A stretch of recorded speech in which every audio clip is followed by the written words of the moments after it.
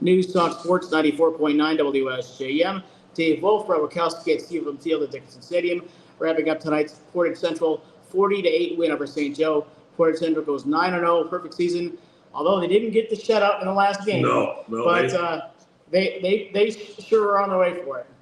I'm going to tell you what, I've done this a long time, watched a lot of games, played a lot of games. This might be the most dominating team that I've seen come out of our area in a long time. Yes. They give up 18 points the whole season. You figure St. Joe scores 8 points, and that was in the last 2.5 minutes of the ballgame. And that's the most points they've given up the entire season. Yep.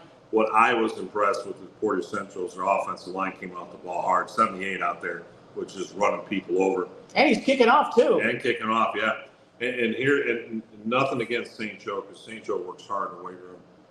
Portage Central had to be the tallest, biggest high school team I've seen in a long time at all spots. And they have no weaknesses. I mean, they can, on the defensive side, they're manning up, man coverage, which means they don't need a free safety. And they're just, but, you know, Dixon runs hard. Dixon had a lead run, and their defensive tackle got off the block and caught him from behind before he got to the line of scrimmage. Big story was Portage Central's Cam Noe, sophomore, who's already got D1 calls from Minnesota, from the Big Ten. He's got looks from the MAC schools. So I'm pretty sure that there are a few more Big Ten schools maybe looking at him in the near future. Yeah, and I don't think necessarily as a running back. I think he could play a lot of different positions. He's got to be 6'2", 6'3". They don't. And he's a sophomore. Yeah, that's the scary part. But they don't put their height down. But he's 6'2", 6'3". Shifty. I call him like the Larry Bird. You know, you look at him, you're like, okay. And then all of a sudden he gets the ball. It's like, holy smokes.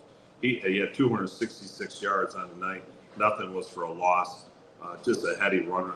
I like the Navy offense or the military academy. I ran my freshman year in college. It's a simple offense, but once you get it down and you have those meshes, it's a great high school offense. I'm surprised more schools don't do it. Niles does do it now, and now you got Portage Central. But this is a dominating team, and it wasn't like St. Joe didn't show up. It wasn't like they didn't try. Sometimes in life and in sports, you just run up against a team that's better. It's all about limiting mistakes. No, I agree. Unfortunately for St. Joe, there were key mistakes at key times. I mean, I count maybe 4 third and shorts where there were penalties, making it third and longs. Yeah, there was actually 3 of those back to back to back. That was either 4th and 1 or 3 and 1 that ended up turning into 4th and 6 or 3 and 6. And when you play a team like Portage Central, you can't have anything like that. No, you can't have any mistakes against a team that.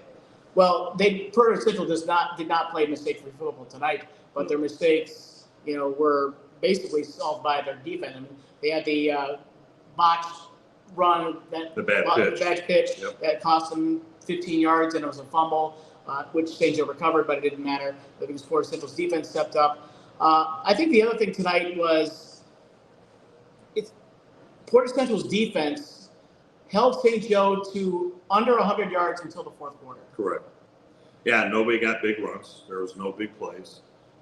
LeClaire, hopefully he's going to be okay. He got banged up pretty bad. He had to come out. But you're right. St. Joe comes into this ball game. They did set the season record for most rushes in the season.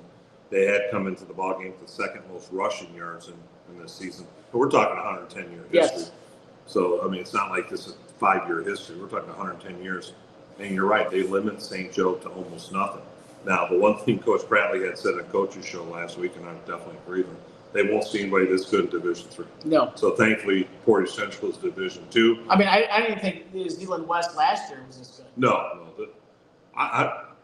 This might be one that, I'm trying to think of a better high school football team that I've ever seen than this Portage Central. And I'm struggling. There's been good, like DeWitt a few years ago was up there. But this team is just, you look at them. There's no weaknesses. And that's just it. And I talk to the coaches throughout the week. And, I ask them little things here or there. And they'll say, yeah, we think we maybe could do this or that. And, I asked them today, too. And they're like, they're good. And they were. And so, you just, there's just times in life you run up against a team that's just better. And they've earned that 9-0 record. Congratulations to the Mustangs. And you can tell it was the St. Joe Portage Central game because on the way up here, I saw Coach Mike he was here at 5:30. Mm-hmm. He was the third person in the stadium sitting by himself, ready to go for that ball game. He's never lost the drive to want to beat Portage Central. St. Joe and Lakeshore have always been a big rival, but that series seems to be a series of swings, where St. Joe dominates for a long time, then Lakeshore dominates for a long time, then St. Joe starts to dominate for a long time. Where St. Joe Portage Central, there was a 20-year period where 18 of those 20 years, the champions were either Portage Central or Portage North, and kind of came up the same way this year. The old Big 8 conference. Yeah, and but going forward, they're not going to be in the same divisions. They'll play each other, but they won't be in the same divisions going forward. We'll let the conference make that announcement coming up in a few weeks. But I think for St. Joe, the other thing I'm a little concerned about is it seemed like we had a lot of guys banged up. A lot of guys banged up coming in, and a lot of guys getting banged up during the game, especially on the defensive side. I mean, you want to be healthy going into playoffs. In the past, snooze to you and everybody else has thought we're going east, and next thing you know, we're up in Zeeland. Yep. So we'll see where we go. They have projected going to Hastings, which I don't think we've ever played Hastings. No, we haven't. Although we almost have. Have we drove there? We drive by there? No. If you remember a few years ago when St. Joe was going to play Detroit Henry Ford, it was determined that Henry Ford wasn't going to play. The St. Joseph athletic director, Kevin Gusso, looking for a game, called Hastings, because Hastings had an open week, but they had just filled it before St. Joe got the call. So literally, we were probably within minutes of playing Hastings last year, or 2 years ago here at Dickinson Stadium. So. Well, I know we've never been there. It's north of Battle Creek, I think, or like on a half hour north of Gull Lake. Gull Lake, okay. And they play smaller schools, so hopefully the bigger schools that St. Joe's played. They're in the Interstate 8 Conference, which is Coldwater, Harbor Creek, Marshall, some schools that St. Joe might be familiar with. So, again, we don't know yet. That won't be determined until Sunday, but we'll, of course, have the previews. We'll be posting them as they go on the WSJM Sports X account, or Twitter as it was once known. I'll be posting those, and we'll have the post the pairings on WSJM.com shortly thereafter. But right now, we're wrapping up St. Joe's 40-8 loss to Portage Central, and you just said it. Portage Central is a good team. They're a great team. They're a great team. They're going to go a very long way in Division II, because I don't see. Yeah, I mean, this is a complete team. They are. For a high school sports team, this is a complete team as you've ever seen before.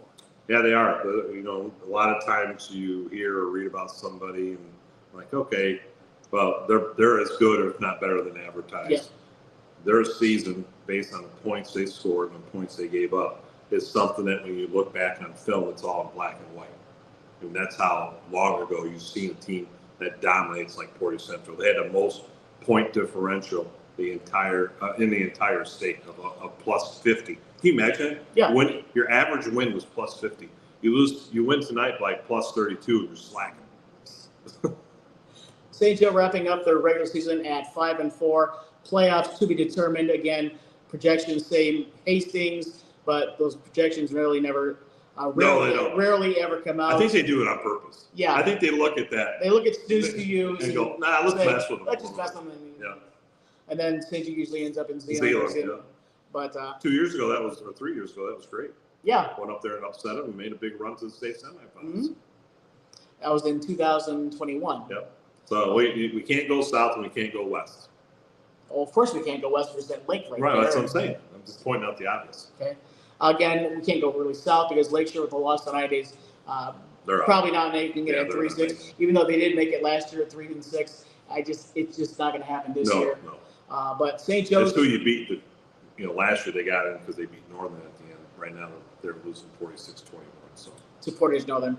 But I did see the battle of the Big 16.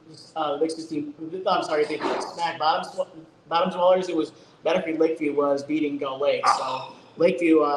Gull Lake to win. Yeah, well, because the Gull Lake win helps St. Joe points wise. And I like their quarterback. I think he's good. But St. Joe wraps up the season at 5-4. Portage Central a perfect 9-0, 4-0 in the SMAC. The SMAC West Division champions. As for St. Joe's next game, it'll be Friday. It'll be live on WSJM. Well, where it will be, we just don't know yet. But we will have it on WSJM beginning at 6:30, 7 o'clock with the pregame show. For Jill Cordes, Bret Witkowski, I'm Dave Wolf, WSJM Sports.